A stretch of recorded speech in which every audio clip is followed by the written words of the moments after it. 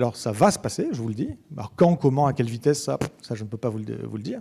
Ce qui va se passer, c'est qu'on va se retrouver face à une situation dans les prochaines décennies. Et quand je dis prochaines décennies, je pense que c'est dans la première moitié de ce siècle, donc dans les 25 prochaines années. On va se retrouver dans une situation où on réalisera qu'on n'a pas réussi ni à atténuer suffisamment vite, ni à s'adapter suffisamment vite, et que le système n'a pas été changé profondément.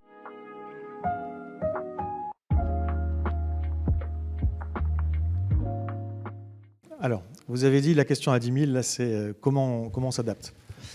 Moi je ne suis pas venu pour répondre à cette question. Moi la question c'est peut-on s'adapter? Et moi c'est cette question-là qui m'intéresse. Je ne crois pas. Et ça ne veut pas dire qu'il ne faut pas le faire. Parce qu'on peut le faire jusqu'à un certain point. On peut faire beaucoup de choses. Mais la question c'est est-ce que ça va suffire? Non. Alors on peut effectivement regarder tous les verrouillages. Les verrouillages, il y en a absolument partout. Effectivement, si on n'a pas un nouveau droit, le droit est une clé essentielle, ça va être compliqué. Alors si le droit doit se réinventer par la démocratie, il faudra d'abord inventer la démocratie. La démocratie, dans un temps de dissonance cognitive et de saturation cognitive avec les réseaux sociaux, pas évident. Polarisation et compagnie. Donc il faut aussi travailler sur les réseaux sociaux. Ah mais ça veut dire qu'il faut mettre de la pression à Zuckerberg et compagnie. Ok, on fait comment? En fait, je dis pas que c'est mort, je dis que tous ces combats doivent être menés. Attention, et moi j'ai le plus grand respect pour les gens qui mènent ces combats, parce qu'ils doivent être menés. Et si on arrive à grappiller ne serait-ce que quelques points, entre guillemets, dans la bonne direction, ce sera toujours beaucoup de choses de gagner. Donc il faut le faire. Mais la question c'est, est-ce que ça va suffire? Moi je pars on peut se dire, mais on n'a pas le choix. Mais ce n'est pas parce qu'on n'a pas le choix qu'on va le faire. Ce n'est pas parce qu'on n'a pas le choix de le faire qu'on va le faire. Ce n'est pas parce que c'est vital qu'on va le faire. Et en fait, quand on met également le doigt sur « oui, mais regardez, il y a également cette dimension sociale extrêmement importante, cette dimension, pas que sociale d'ailleurs, effectivement, homme-femme aussi, c'est la dimension du genre. Quand on dit les femmes vont souffrir plus que les hommes, c'est déjà le cas. Les pauvres, que ce soit pauvres dans notre pays ou les pays pauvres, vont souffrir plus que les riches. Le problème, c'est que ces messages-là ne motivent pas trop les hommes, pour la plupart, qui sont les élites dirigeantes et les élites, économiques, puisqu'ils disent « Ah, c'est bon, j'en fais pas partie des catégories moi-même qui vont souffrir, et mes gosses, a priori, non plus, donc c'est cool. » Ouais. Mais non, mais c'est faux. En fait, ils se trompent. Ils se trompent parce qu'on n'a pas vu ce qui va se passer. Alors, ça va se passer, je vous le dis. Alors, quand, comment, à quelle vitesse, ça je ne peux pas vous le dire. Ce qui va se passer, c'est qu'on va se retrouver face à une situation dans les prochaines décennies. Et quand je dis prochaines décennies, je pense que c'est dans la première moitié de ce siècle, donc dans les 25 prochaines années. On va se retrouver dans une situation où on réalisera qu'on n'a pas réussi ni à atténuer suffisamment vite, ni à s'adapter suffisamment vite, et que le système n'a pas été changé profondément. Oui, on fait des ajustements dans le système. En fait, qu'est-ce qu'on fait? Moi, des fois, j'utilise l'exemple de Kodak, mais il y a plein d'autres exemples. Kodak, c'est une bonne métaphore de ce qui est en train de nous arriver au niveau de notre société. Kodak, c'était un empire photographique, numéro 1 depuis je ne sais combien de temps. Il s'est effondré totalement, jusqu'à être racheté pour une bouchée de pain. Mais globalement, Kodak, non seulement ils se sont effondrés, mais en plus, ils étaient persuadés d'être à la pointe. Hein. Rappelez-vous, pour certains, toujours un déclic d'avance, c'est toujours eux qui sont à l'avance. Sauf que Kodak, on dit ils n'ont pas vu venir le virage du numérique. Et ça, c'est faux aussi. Ah, non seulement ils l'ont vu venir, mais ils étaient les premiers sur le coup. Le problème, c'était pas ça. Le problème, c'était le logiciel, justement, puisque vous avez parlé de logiciel. C'était la nature de la pensée et de la posture du groupe Kodak à ce moment-là. Ils ont commis 2 erreurs principales. La première erreur consistait à dire « Non, mais nous, on est un empire, de toute façon... on va durer, on sera encore là dans 100, 200, 300 ans, peut-être 1000, je ne sais ce qu'ils avaient en tête, mais en tout cas, l'idée qui pourrait ne plus exister demain ne les a même pas effleurés. Première erreur. Maintenant, on le sait, c'était une erreur.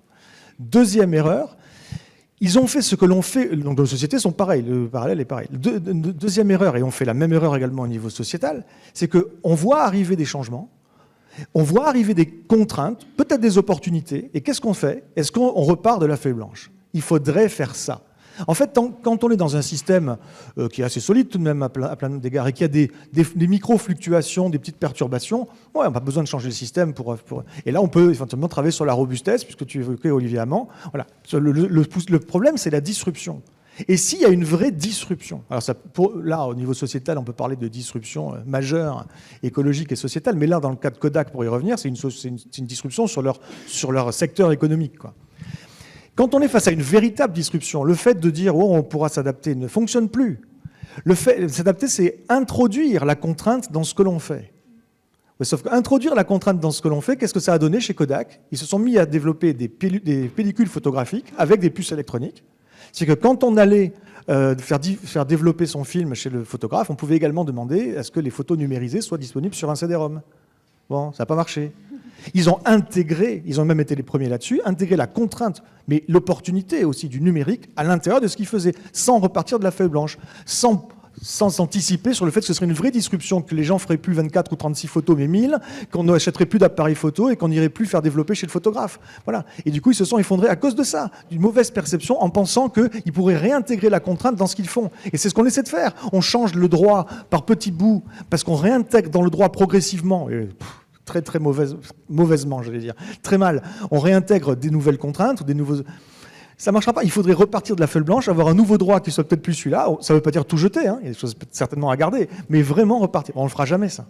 Et donc la question c'est, bon ben, puisqu'on ne va pas le faire, qu'est-ce qui va se passer?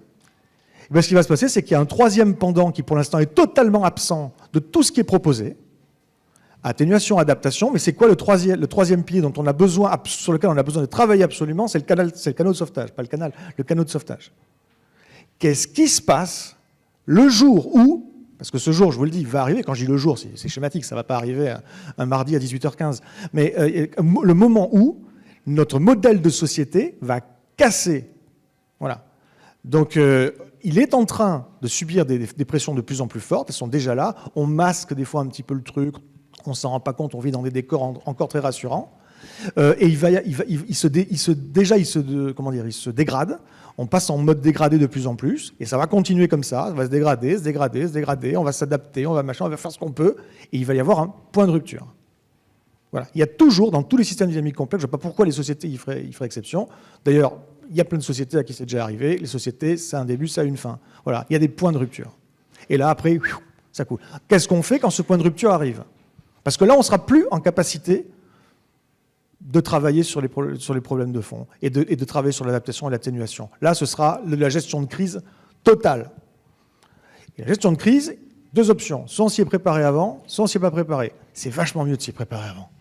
Voilà. Et moi, c'est là-dessus que je travaille essentiellement, qui est donc à côté de l'adaptation, qui ne remet en aucun cas en question la nécessité de travailler sur l'adaptation, d'une part pour limiter la casse et gagner du temps dans un premier temps, mais d'autre part aussi pour avoir des nouveaux systèmes et de nouveaux principes qui seront utiles demain de toute façon. Mais imaginez que ça pourrait suffire pour lisser la courbe. Non, on voit bien que les verrouillages sont partout, quoi. Donc il est temps de se préparer à la plausibilité de l'échec de nos stratégies de transition, que ce soit l'adaptation, l'atténuation ou la résilience au sens traditionnel du terme, qui est un mix entre les deux, grosso modo. Et moi, je travaille sur d'autres résiliences vis-à-vis d'autres types de risques. Ce sont des chocs systémiques.